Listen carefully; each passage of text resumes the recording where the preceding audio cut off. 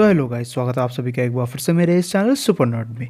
तो जैसा कि तुम लोग सभी जानते हो कि एनीमे जो है फैंस के लिए डिफरेंट डिफरेंट कैटेगरी में जो है बांटे गए हैं। अब कुछ लोगों को जो है साइकोलॉजिकल जॉनर पसंद होता है, तो कुछ लोगों को शॉनन, कुछ लोगों को ड्रामा देखना पसंद होता है, तो कुछ लोगों को साई-फाई। और अगर मैं अपनी बात करूँ तो मैं टू बी ऑनेस्ट हर जॉनर प्रेफर करता हूँ। मेरा कोई एक ऐसा पर्टिकुलर फेवरेट जॉनर नहीं है। बट जब बात आती है हिस्टोरिकल शोज़ की, हिस्टोरिकल एलिमेंट वाले एनिमेज़ की, तो वहाँ पे मैं थोड़ा चूज़ी हो जाता हूँ। Because they are either gonna be really excellent और रियली गुड, और they are either gonna be really bad. और इसी वजह से जो है इसके मामले में कह सकते हो कि एनीमे को चूज़ कर पाना हिस्टोरिकल जॉनर के अंदर एक बढ़िया एनीमे को चूज़ करना देखने के लिए थोड़ा मुश्किल हो जाता है। बट स्टिल कुछ ऐसे एनीमेज़ भी हैं इस कैटेगरी के अंदर जो काफ़ी डिसेंट निकल के आते हैं, काफ़ी ज़्यादा अंडररेटेड हैं और काफ़ी ज़्यादा अच्छी किस्म की स्टोरी प्रोवाइड करते हैं। And Moribito is one of them. तो मैंने recently Moribito garden of the spirit complete किया और मेरे को लगा इसको देखने के बाद कि इसके ऊपर वीडियो तो बनानी ही चाहिए, क्योंकि हो सकता है तुम में से मैक्सिमम लोगों ने इस एनीमे को ना देखा हो और बहुत से लोग तो इस एनीमे के बारे में जानते भी नहीं होंगे। तो तुम लोग को पता चल ही चुका है, आज की इस वीडियो में मैं मोरिबितो गार्डन ऑफ द स्पिरिट का स्पॉइलर फ्री रिव्यू तुम लोगों के साथ शेयर करने वाला हूं और तुम्हें बताऊंगा कि क्यों तुम्हें ये एनीमे ज़रूर चेकआउट एक बार करना चाहिए। सो अब without wasting any more time चलिए शुरू कर लेते हैं आज के इस अमेजिंग वीडियो को। सो अपन शुरुआत करते हैं एनीमे के बेसिक प्लॉट के साथ। तो देखो, इस एनीमे के अंदर हमारी जो मेन प्रोटैगनिस्ट है वो एक फीमेल कैरेक्टर रहती है जिसका नाम बालसा रहता है, और वो एक वॉरियर है जो बेसिकली लोगों को प्रोटेक्ट करती है एज देयर बॉडीगार्ड। अब जब वो एक जगह से गुजर रही होती है तो एक पूल पे एक्सीडेंट होता है जिस पे बेसिकली कह सकते हो कि वो अपनी लाइफ को रिस्क करते हुए एक बच्चे की जान बचाती है, who is apparently the second Prince of that particular kingdom जहाँ पे वो मौजूद थी। जिसके बाद उस किंगडम की जो ये एम्प्रेस रहती है वो बालसा को इन्वाइट करती है पैलेस में, और फिर वो ये बताती है कि जो सेकंड प्रिंस है जिसकी जान उसने बचाई, उसकी जान के पीछे उसका कह सकते हो कि फादर लगा हुआ है, क्योंकि अपेरेंटली उस प्रिंस को कह सकते हो कि किसी तरह की कोई चीज़ ने पजेस कर रखा है जिसकी वजह से उसे मारने की कोशिश की जा रही है। और इसी वजह से वो रिक्वेस्ट करती है कि बालसा उसे लेके वहाँ से भाग जाए ताकि वो ज़िंदा रह सके, वो प्रिंस बच सके। और इसी तरीके से कह सकते हो कि पहले तो बालसा इस चीज़ पर एग्री नहीं करती है, बट बाद में वो इस चीज़ को मान जाती है। एंड देन आगे एनीमे कंटिन्यू होता है जहाँ हमें बालसा और कह सकते हो कि वो जो सेकंड प्रिंस रहता है उसके एडवेंचर्स देखने को मिलते हैं कि किस तरीके से वो बच के निकल पाते हैं भी हैं या फिर नहीं, और क्या क्या चीज़ें होती हैं, और जिस कह सकते हो कि प्रिंस को जिस चीज़ ने पजेस कर रखा है वो क्या है, कोई स्पिरिट है, कोई घोस्ट है वगैरह, उन सभी चीज़ों के बारे में धीरे धीरे करके रिवील किया जाता है। अब अगर देखा जाए तो क्योंकि ये एक हिस्टोरिकल एनीमे है तो ऑब्वियसली इसके अंदर हमें काफ़ी सारे हिस्टोरिकल एलिमेंट्स देखने को मिले हैं जो अर्ली एज के टाइम पे वॉर वगैरह जब हुआ करते थे तब देखने को हमें मिलते थे। उन सभी चीज़ों को काफ़ी अच्छी तरीके से डिपिक्ट करते हुए दिखाया गया है, और जिस तरीके से स्टोरी आगे बढ़ती है, जिस तरीके से स्टोरी आगे डेवलप होती है, वो सच में काफ़ी ज़्यादा लाजवाब था और काफ़ी ज़्यादा अनएक्सपेक्टेड भी था। क्योंकि जब ये मैंने एनीमे स्टार्ट किया था देखना तो मेरी कुछ खास एक्सपेक्टेशंस नहीं थी, और शायद वही चीज़ मुझे इस एनीमे को इतना ज़्यादा पसंद करने पे लेके आई। अब मुझे नहीं पता क्यों, बट इस एनीमे को देखते वक्त मुझे थोड़ा बहुत एम्बिशन ऑफ ओडा और विनलैंड सागा एनीमे की थोड़ी बहुत वाइब्स आई। Although all these threes animes are pretty different from each other, but still मेरे को लगा कि ये चीज़ मेरे को बता देनी चाहिए। अगर तुम में से किसी ने देखा है तो हो सकता है तुम लोग भी थोड़ा बहुत रिलेट कर पाओ। अब क्योंकि ये एनीमे काफ़ी पुराना है, अराउंड 2007 में आया था, तो इसी वजह से ऑब्वियसली इसकी जो पेसिंग है वो करंट एनीमेज के कंपैरिजन में काफ़ी ज़्यादा स्लो देखने को मिलती है। बट स्टिल ये एनीमे काफ़ी ब्यूटीफुल स्टोरी कैरी आउट करता है और हमें काफ़ी सारे अमेजिंग किस्म के मोमेंट्स ला के रखता है। कुछ अनएक्सपेक्टेड चीज़ें भी होती हैं इस एनीमे के अंदर जो देखने के बाद तुम काफ़ी ज़्यादा सरप्राइज हो जाते हो। और जिस चीज़ के ऊपर मैं कह सकते हो कि फ्लैशलाइट डालना चाहूँगा वो ये है कि इसकी जो वर्ल्ड बिल्डिंग है वो एक्चुअली में अनएक्सपेक्टेडली काफ़ी ज़्यादा अमेजिंग थी। मतलब अपन एक्सपेक्ट तो नहीं कर रहे थे कि इसके अंदर वर्ल्ड बिल्डिंग हमें इतनी बढ़िया किस्म की देखने को मिलेगी, बट स्टिल जब इसकी वर्ल्ड बिल्डिंग जो है हमें दिखाई जाती है, जिस तरीके से इसका वर्ल्ड पूरा जो है रिवॉल्व होता है, उसमें तुम पूरी तरीके से घुस जाते हो, जो सच में काफ़ी ज़्यादा अच्छी चीज़ लगी।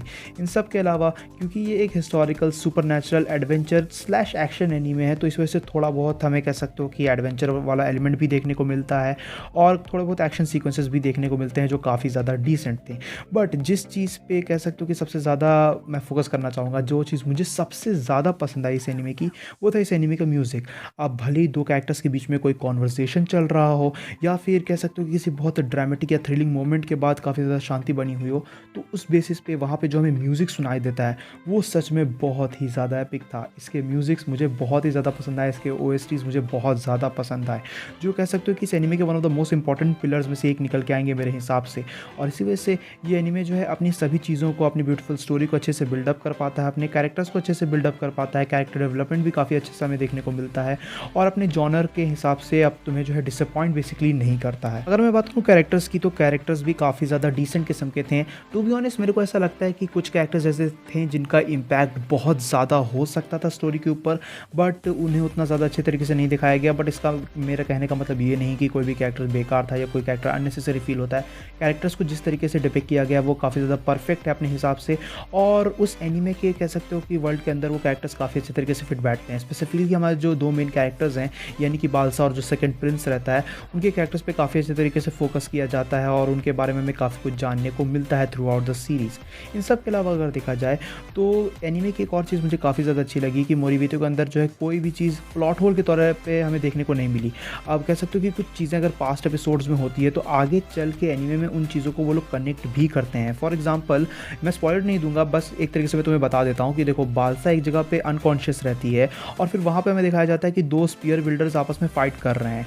अब टू बी ऑनेस्ट उसके बाद 3-4 एपिसोड तक मैं यही सोचता रहा कि जब वो अनकॉन्शियस थी तो वहाँ पे जो दो स्पीयर बिल्डर्स थे वो जो फाइट कर रहे थे वो आखिर में थे कौन, और इस चीज़ पे स्टार्टिंग में उतना फोकस भी नहीं किया गया। बट जब तुम इस चीज़ को भूल जाते हो तो फिर अचानक से उन कैरेक्टर्स के बारे में रिवील होता है कि एक्चुअल में वहाँ पे हुआ कौन क्या था, और वो जो दो स्पीयर बिल्डर्स जो है बालसा के अनकॉन्शियस होने के बावजूद भी वहाँ पे लड़ रहे थे वो कौन थे। तो ये सभी चीज़ें जो तरह की जो कनेक्शन बनाती है एपिसोड बाय एपिसोड, वो अनएक्सपेक्टेडली अमेजिंग रहता है। अब क्योंकि इसकी पेसिंग थोड़ी स्लो है तो हो सकता है कुछ लोगों को ये एनीमे बोर करे, बट मैं फिर भी रिकमेंड करूँगा कि एटलीस्ट एपिसोड 13 तक तो ज़रूर देखना। उसके बाद हो सकता है कि तुम्हें इसके अंदर और इंटरेस्ट जागने को मिले, और तो और जिस तरीके की चीज़ें देखने को मिलती हैं, कुछ अनएक्सपेक्टेड मोमेंट्स, वो सभी तो बढ़िया थे ही। वर्ल्ड बिल्डिंग भी काफ़ी सही किस्म की थी, कैरेक्टर्स भी काफ़ी सही किस्म के थे, और इस एनीमे को लेकर मेरी ज़्यादा एक्सपेक्टेशन तो नहीं थी, बट स्टिल मेरे को काफ़ी ज़्यादा पसंद आया। और अगर मैं एंडिंग की बात करूँ तो एंडिंग भी थोड़ी बहुत इमोशनल थी, लेकिन अपने स्टोरी के हिसाब से एक काफ़ी ग्रेट किस्म की एंडिंग फील होती है। और जिस तरीके के जो है कैरेक्टर्स अपने रोड को आगे चल के चुनते हैं और पाथ को आगे चल के चुनते हैं, वो भी काफ़ी ज़्यादा सही था। और अगर आखिर में अगर मैं बात करूँ मोरिबितो गार्डन ऑफ द स्पिरिट से रिलेटेड अपनी रेटिंग्स की, तो मैं इसे दूंगा 8 आउट ऑफ 10, और मेरे हिसाब से ये काफ़ी ज़्यादा डिसेंट किस्म की रेटिंग रहेगी। इसके लिए मैं तुम्हें हाईली रिकमेंड करूँगा कि इस एनीमे को एक बार ज़रूर चेकआउट करना, क्योंकि मोरिबितो मेरे हिसाब से काफ़ी ज़्यादा अंडररेटेड है। मैंने ज़्यादा लोगों को इसके बारे में बात करते हुए सुना नहीं है, और एक हिस्टोरिकल स्लैश सुपरनैचुरल एनीमे के हिसाब से ये काफ़ी ज़्यादा अच्छे किस्म का निकल के आता है। इसके अलावा भी ऐसे काफ़ी सारे एनीमे हैं हिस्टोरिकल जॉनर और एडवेंचर जॉनर के अंदर जो इससे काफ़ी ज़्यादा बेटर हैं, but still I would recommend you कि इसे एक बार ज़रूर ट्राई करना, क्योंकि तुम्हें हो सकता है ये काफ़ी ज़्यादा पसंद आए। मुझे तो काफ़ी ज़्यादा पसंद आया था, और इस तरीके के अंडररेटेड से एनीमे से रिलेटेड मैं और भी वीडियोज़ आगे लाता रहूँगा। तुम्हारे पास अगर सजेशंस वगैरह भी हैं तो नीचे कमेंट्स में ज़रूर देना। सो ये था मेरा spoiler free review Moribito garden of the spirit anime को लेके। That's it for the video guys. I hope so कि तुम लोग को वीडियो पसंद आई होगी, रिव्यू पसंद आया होगा। तुम में से जिन लोगों ने मोरिबितो इनकेस अगर देख रखा है तो प्लीज़ नीचे कमेंट्स में अपने ओपिनियन, अपने रिव्यू ज़रूर शेयर करना एनीमे से रिलेटेड। जिन लोगों ने नहीं देखा है, I will highly recommend you guys एक बार ज़रूर चेकआउट करना। बाकी अगर वीडियो पसंद आए तो इस वीडियो को अपना थम्स अप देना, अपने दोस्तों के साथ शेयर करना। चैनल पे कहीं से कोई नए आ गए हो तो चैनल को जरूर से सब्सक्राइब कर लेना।